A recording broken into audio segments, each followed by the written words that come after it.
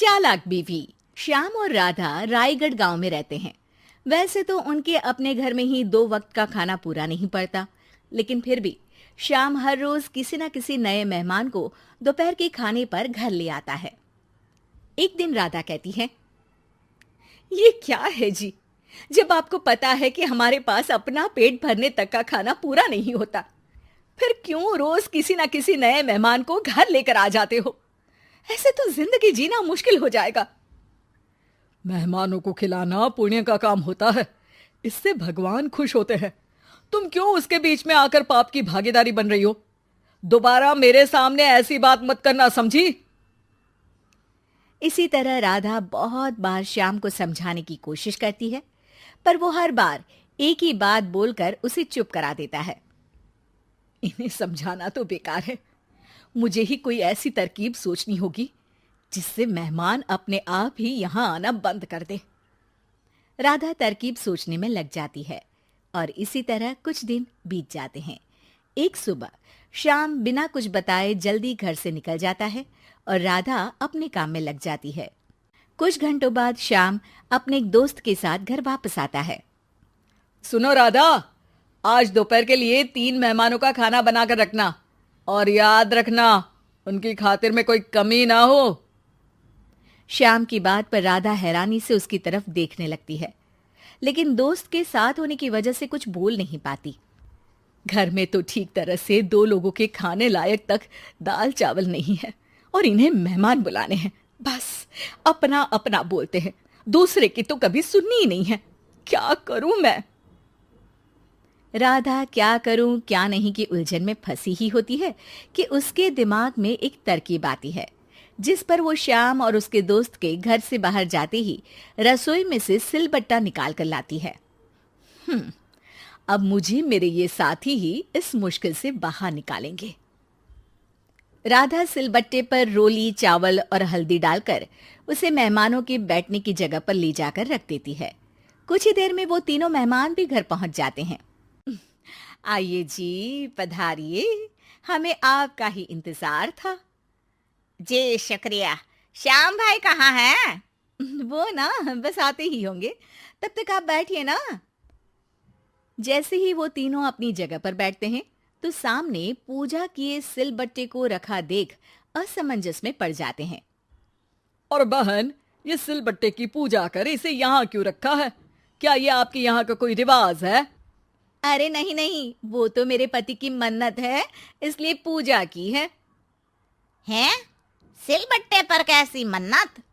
मेरे पति ने मन्नत ली है कि वो अपने मेहमानों को खाना परोसने से पहले इस सिलबट्टे से 3 बार उनके सिर पर मारेंगे। राधा की ये बात सुन तीनों मेहमानों के चेहरों की हवाइयां उड़ जाती है, जिसे देख राधा मन ही मन हंसती हुई उन्हें दिलासा देते हुए कहती है, अरे आप लोग फिक्र मत कीजिए, ज्यादा तेज नहीं मारेंगे, बस 3 बार जरा सी थपकी। और ये सुनते ही तीनों मेहमान डर से कांपते हुए तुरंत अपनी जगह से उठ खड़े होते हैं। अरे अरे, आप सब उठ क्यों गए? मेरे पति बस आते ही होंगे, फिर सब साथ में खाना खाइएगा। अरे जी नहीं, हमें कुछ नहीं खाना।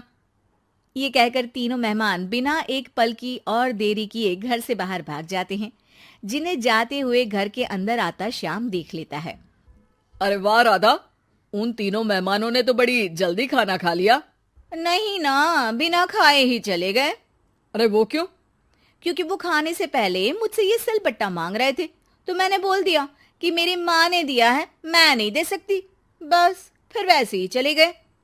राधा की बात सुन श्याम गुस्से से लाल होकर उस पर चिल्लाने लगता है। तुम पागल हो क्या? मेहमान को नाराज कर दिया। मेहमान जो मांगे उन्हें वो देना हमारा फर्ज है। इतनी सी बात तुम्हें कब समझ में आएगी? मैं अभी उन्हें ये सिलबट्टा देकर वापस घर में ले आता हूं, तुम खाना तैयार रखना। अब श्याम सिलबट्टा उठाए घर से बाहर निकल जाता है और मेहमानों को ढूंढना शुरू कर देता है, जो उसे पास में ही एक पेड़ के नीचे बैठे दिखते हैं। श्याम उनके पास पहुंचने ही वाला होता है कि वो उसे सिलबट्टे के साथ आता देख दोबारा भागना शुरू कर देते हैं, जिस पर श्याम भी उनके पीछे भागने लगता है। अरे रुको, मैं आप लोगों को ये देना चाहता हूं। अरे आप लोग रुको तो सही। अरे भाई, ये तो हाथ धोकर पीछे पड़ गया है। अरे जुबान कम और पैर तेज चलाओ।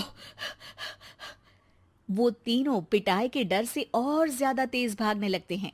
इसी तरह तीनों मेहमान आगे आगे और श्याम सिलबट्टे के साथ उनके पीछे पीछे पूरे गांव में घूमते हैं, जिससे धीरे धीरे गांव में ये खबर फैल जाती है कि श्याम दयालु और उदार इंसान तो है, लेकिन अब से वो किसी की भी मेहमान नवाजी से पहले सिलबट्टे से 3 बार उसके सिर पर मारेगा, जिसके प्रभाव से अब लोग उसके घर खाने पर आना बंद कर देते हैं।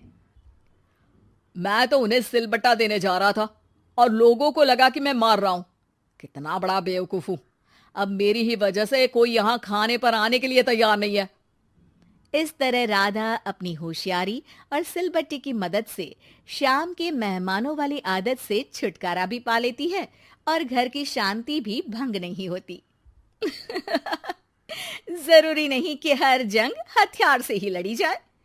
कुछ के लिए सिर्फ दिमागी चाल ही काफी होती है, और अगर शांति के साथ अच्छे से दिमाग लगाकर सोचा जाए तो मुश्किल से मुश्किल समस्या का समाधान मिल ही जाता है।